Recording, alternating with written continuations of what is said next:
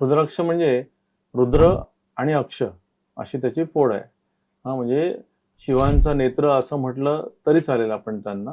आणि जाबाल उपनिषद जे आहे त्याच्यामध्ये आपण जर बघितलं तर आपल्याला लक्षात येते की ज्यावेळेस त्रिपुरासुर हा जो राक्षस होता, तर त्रिपुरासुराला ज्यावेळेस त्याचा हनन करायचं होतं, तर त्या त्रिपुरासुराला ठार मारण्यासाठी ज्यावेळेस भगवान शिवांनी तपश्चर्या आरंभ केला आणि त्या तपश्चर्या साधना ही अनेक कालखंड त्यांचा ते अनेक काळ त्यांचं ही तपश्चर्या चालली.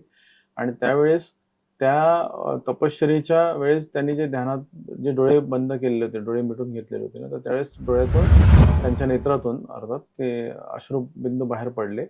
आणि ते अश्रुबिंदू जिथे जिथे पडलेले आहेत, म्हणजे नेपाळ असेल किंवा इंडोनेशिया असेल किंवा उत्तराखंड असेल, तर या ठिकाणी जिथे जिथे ते अश्रुबिंदू अच्छा. भूमीवर पडलेले आहेत ना, त्या त्या ठिकाणी रुद्राक्षच्या वृक्षाची निर्मिती झालेली आहे.